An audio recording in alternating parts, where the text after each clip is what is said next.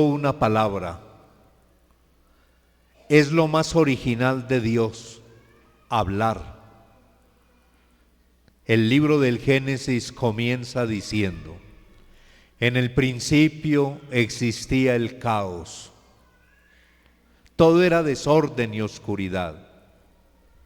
Y dijo Dios. Eso es lo primero que sabemos de Dios, que dijo, que se comunicó, que pronunció una palabra. Pero no cualquier palabra, una palabra eficaz. Lo que Él dice, se hace. No son palabras que se quedan en el aire. Son palabras que se convierten en vida, en seres. La palabra de Dios es creadora, creativa. Dice Dios que existan los seres y los seres existen. Toda la historia de la salvación es Dios que se comunica, y nosotros que descubrimos esa comunicación de Dios por la fe y dejamos que la palabra se haga vida en nuestra vida. De igual manera, el misterio de la redención y de la encarnación comenzó con una experiencia de comunicación. El ángel del Señor fue enviado a la Virgen María y le anunció, le pronunció una palabra, le dijo en nombre de Dios el designio de salvación para ella. Alégrate llena de gracia, el Señor está contigo. Esa fue la palabra que el ángel suscitó en María una respuesta para que ella al final del diálogo dijera: hágase en mí según tu palabra.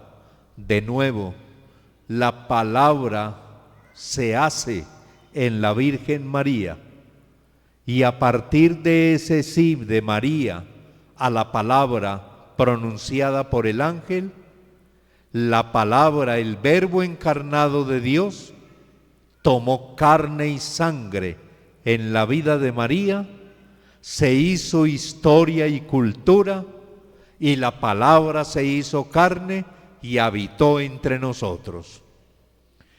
Por eso es que la encarnación, la presencia de Jesús en nuestra vida, es la comunicación real de Dios para nuestra fe y para nuestra salvación.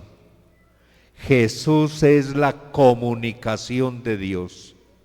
La encarnación es la forma comunicativa como Dios entra en contacto con nosotros, y es el medio que nos propone para que nosotros entremos en contacto con el Señor. De ahí que nuestra fe es ante todo una experiencia de unirnos unos con otros, formando la iglesia, que es comunión por comunicación. Somos una iglesia en unión con Dios y entre nosotros en comunión, pero porque entramos en comunicación por la oración, por los sacramentos, por la palabra predicada y enseñada, por el testimonio de vida, por la evangelización de la misma iglesia. La iglesia, todos nosotros, somos entonces comunicadores de la gracia de Dios vivida en la iglesia, para la iglesia, por la salvación del mundo.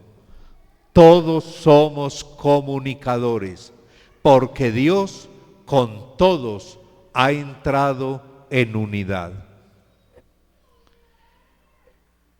Pero en medio de nuestra sociedad y en la iglesia Algunas personas profesionalmente, por vocación, por misión, se dedican específicamente de manera profesional al mundo de las comunicaciones.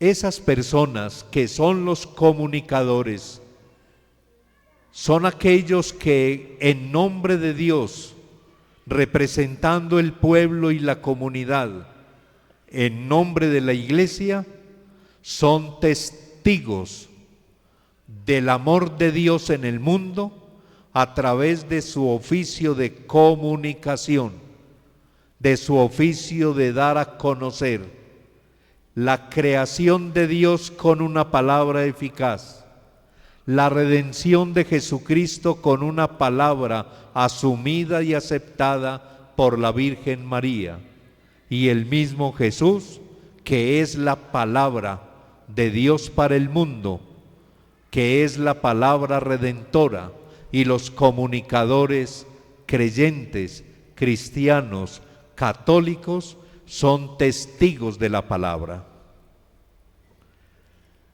La palabra de Dios que hemos escuchado, sobre todo en el Evangelio, nos narra en la primera parte como un ejercicio de comunicación que aquellos periodistas y comunicadores podrían observar rigurosamente. Dice el Evangelio de Lucas que él le escribe a un amigo suyo llamado Teófilo.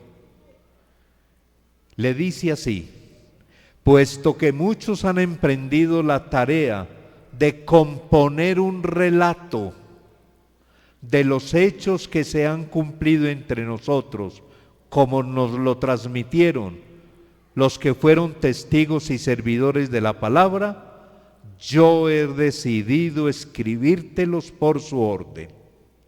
¿Qué es lo que está diciendo Lucas? Está diciendo que se ha impuesto la tarea de comunicación de los relatos referidos a Jesús. Y dice: yo he decidido componer el relato de una manera ordenada. El comunicador es riguroso en la manera de escribir, de hablar, de comunicar. No es el lenguaje caótico del desorden en el discurso o en el escrito. Lucas dice: yo decidí guardar un orden para escribírtelo. ¿Y cómo escribió Lucas su relato del Evangelio? ¿Qué fue lo primero que hizo? Después de investigarlo todo, lo he puesto por escrito. Lo investigó, preguntó, indagó, recurrió a las fuentes, buscó los testigos, trató de componer el relato no producto de su mera imaginación, no volvió algo subjetivo, un relato tan importante como la vida de Jesús. No fue lo que a él le pareció. Después de investigarlo todo, primero investiga, primero recurre a las fuentes, es riguroso, es serio en lo que quiere escribir. ¿Para qué? Dice Lucas que él tomó la decisión de escribir en orden, recurriendo a las fuentes, investigando, para que conozcas las enseñanzas sólidas que has recibido. El objetivo de la comunicación, según Lucas en el Evangelio, es que el pueblo conozca información sólida, confiable, creíble, una información que sea seria, profunda, organizada, sistematizada, argumentada, no es cualquier cosa. ¿Por qué? Porque también el pueblo merece el respeto de que se le comunique con seriedad lo que ha de saber. Esta primera parte del Evangelio que escuchamos nos muestra como de manera incipiente un método comunicacional.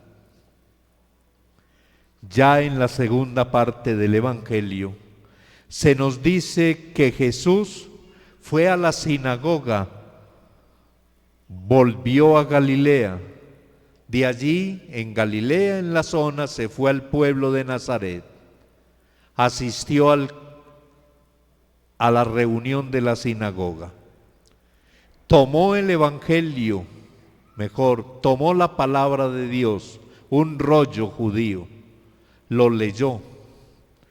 Y dice el Evangelio que Jesús se apropió para sí mismo esas palabras que el profeta había anunciado.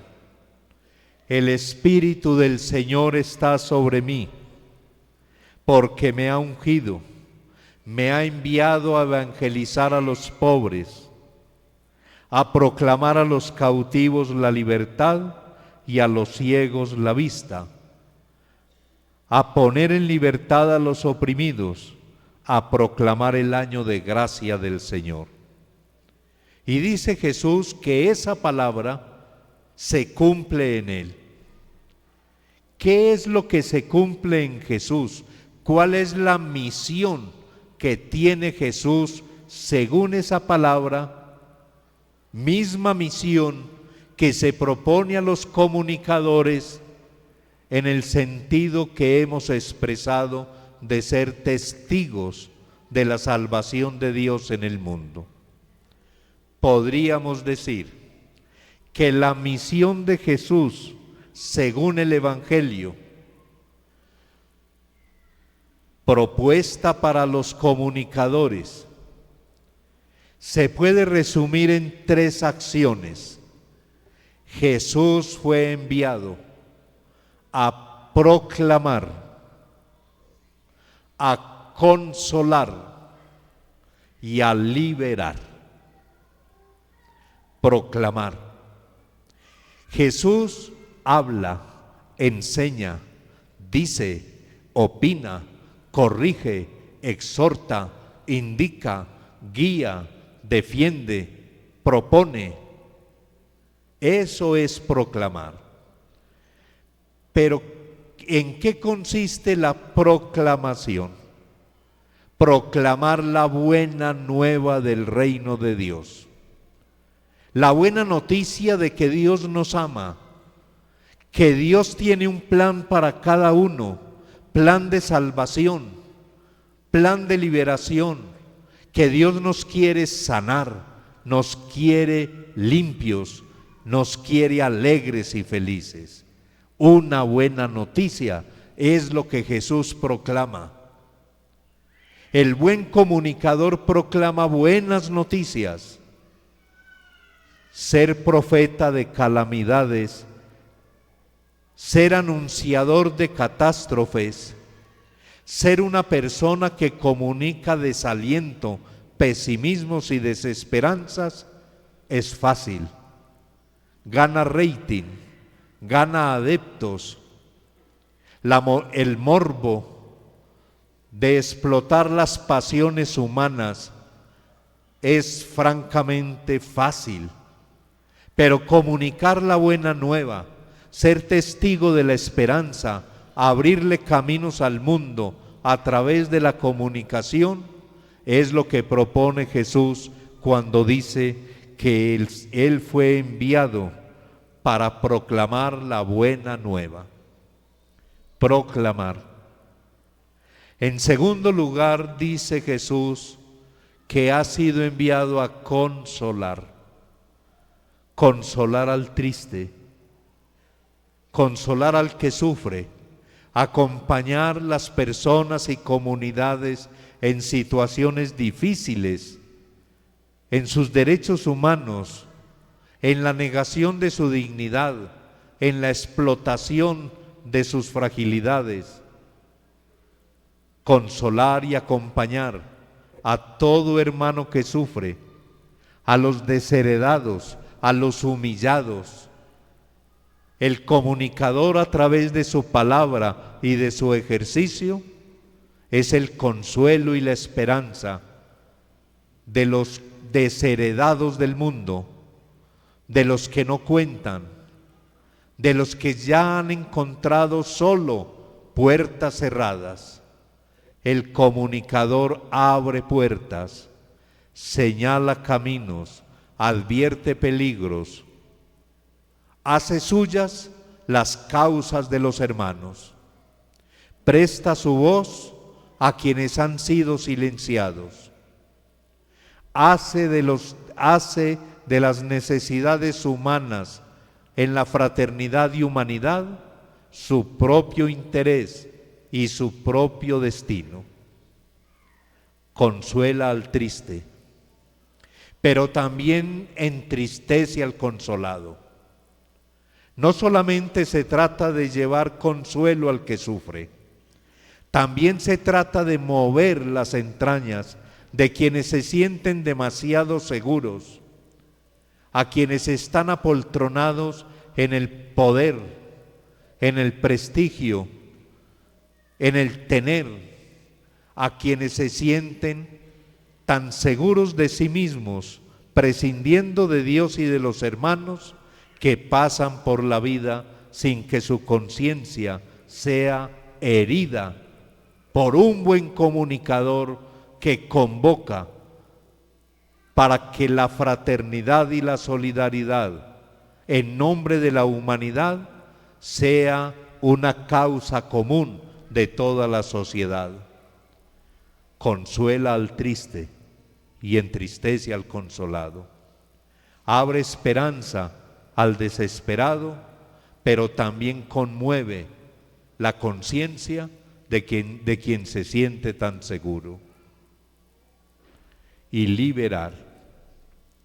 Jesús proclama una liberación a los oprimidos. Dice: a los cautivos les anuncia la libertad, a los ciegos la vista, la liberación a los oprimidos.